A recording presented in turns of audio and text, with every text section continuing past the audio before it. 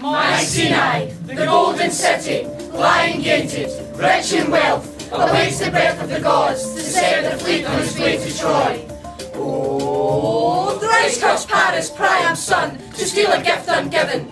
Beauteous Helen, Menelaus' wife, gone from her native soil, the tragic victim of a Trojan's lust. She, the gift of Zeus, endowed with beauty no mortal woman has right to, did tempt the foolish Paris, for pride was all with her. So set the host of Greece at Agamemnon's fire, great warriors who wait and scheme, idling the time and plan the fall of Troy. The king says water to Pythoness. Our ships wallow in a breathless bay, but no wind comes. The word of the god Apollo returns. Take the most beautiful of your daughters. As a sacrifice. Her virgin's blood will appease the goddess. And bring the winds to your bidding. Now comes the victim to set the curse on the house of Agamemnon.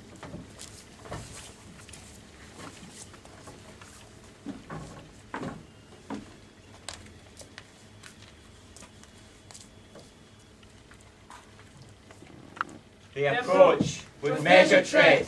They come to this rock by the sea. So Agamemnon took the child of another man, his queen's first lord, Tantalus, Clytemnestra's beloved, to pay the price in blood, not his own.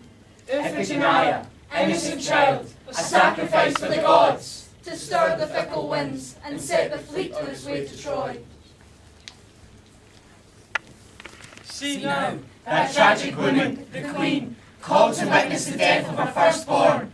Oh, how she pleads, she begs her lord the king to spare her daughter. By tricks and schemes he duped them, a noble husband for his adopted child. Thus, with promises of marriage, Iphigenia's wedding bed becomes a funeral pyre. He was bidden by the gods to do this thing. See how the mother pleads, but Agamemnon will not stir. What choice has he? The fleet must sail. The honour of all Greece lies in the balance. So on this fell day, with fleets attending, and the host file on file, to witness all is done according to this foul rock above the sea, Agamemnon bears his daughter. Mother! Mother Earth! Oh my mother! Mother Earth! Help me! Lift her up! Swallow her! Send now a cloud of vapour to set her spirit free of earthly pain! Beyond the scheming of these evil men! Lift her up! Swallow her! Save her from the knife! I see you, Father, turning your head away in case I try to catch your eye. But set your mind at rest. You need not fear. I will not appeal to you. I will accept this because I must. I will accept this because I wish to die. If it were not, then I should be known as a coward, prizing life above its worth. What is life worth to me? When my life began, my father ruled Pisa. Wreathed in splendid hopes, I was brought up as a bride for princes, regal thrones, and palaces contended they should call me queen. But I see the future clearly. Neither hope nor imagination promises a good life, ever. Mother, say nothing.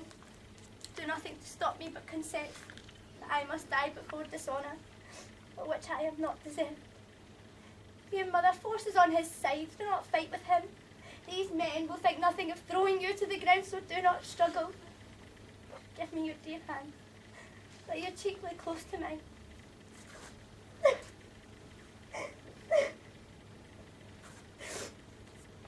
This is the last time that I shall ever see the sun. This is my last goodbye to you, my own dear mother. Now I'm to go into the dark. No wedding song, no husband's love, no hopes fulfilled. I shall be parted from you, lying in my tomb.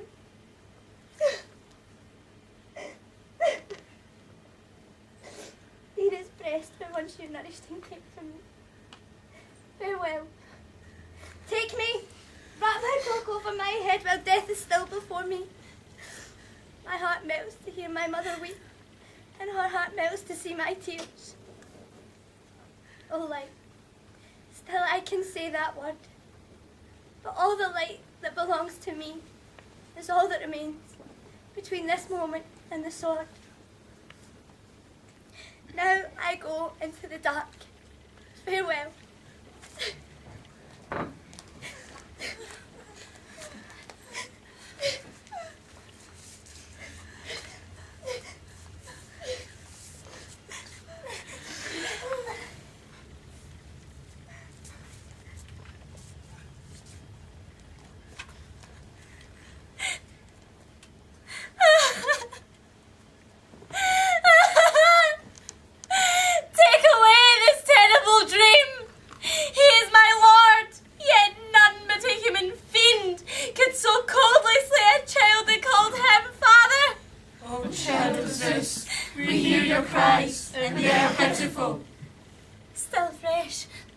remember how he came to my lord's hall, a lust about him that would hold no reason, denied in contest the arms of my sister. Menelaus, Agamemnon's brother, won the wound of beautiful Helen. But this brother would not be gainsaid the bloodline of a god. Forced with fury, the full enormity of his lust slaughtered all the house. My first and only lord, King Tantalus, making me his subject, queen, and I so willingly obeyed, to save my children. Curse doubly my ex-sister for her beauty.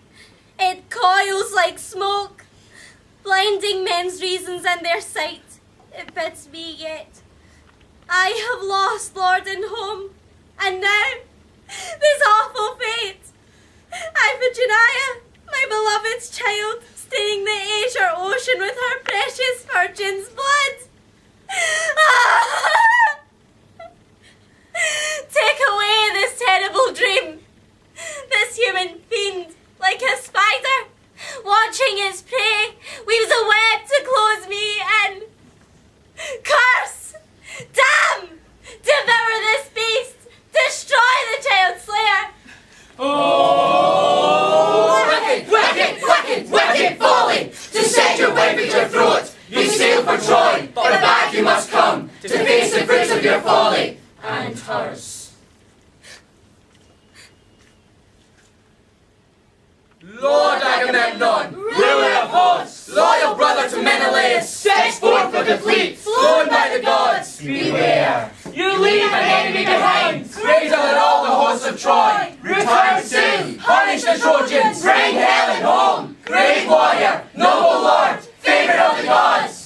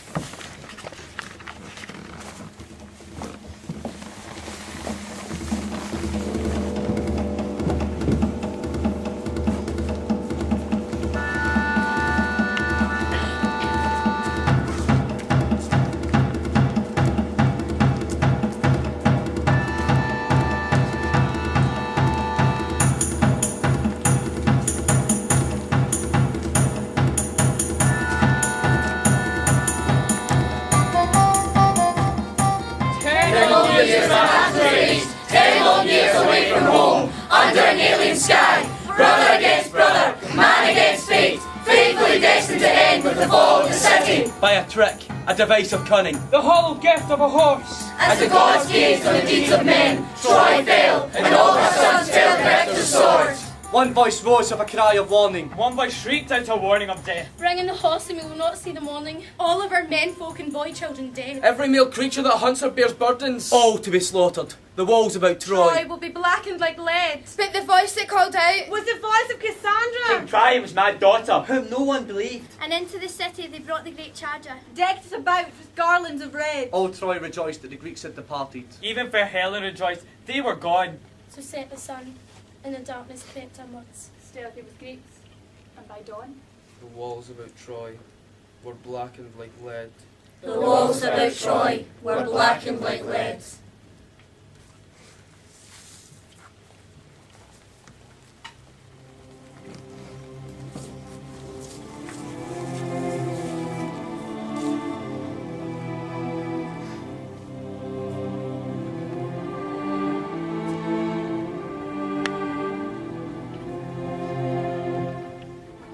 This is the late dog watch I keep, here in this high place, cold and lonely.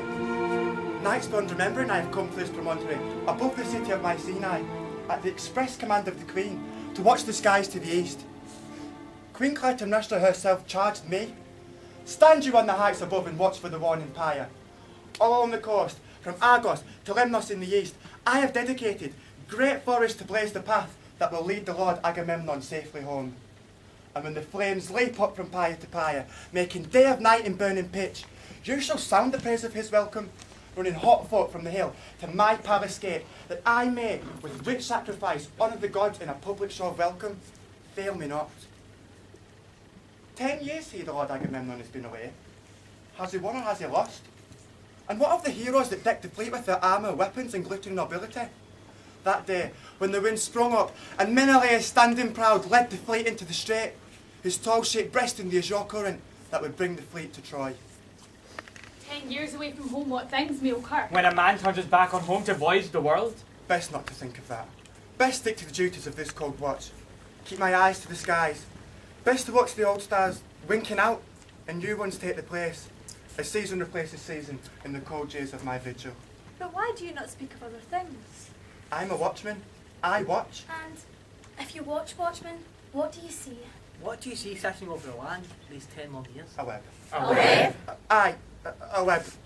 Or if not a web, then a net. A net as used by fishermen. You speak in riddles. At such times as these, it's better to speak in riddles. What purpose has this net you see so clearly? Purpose?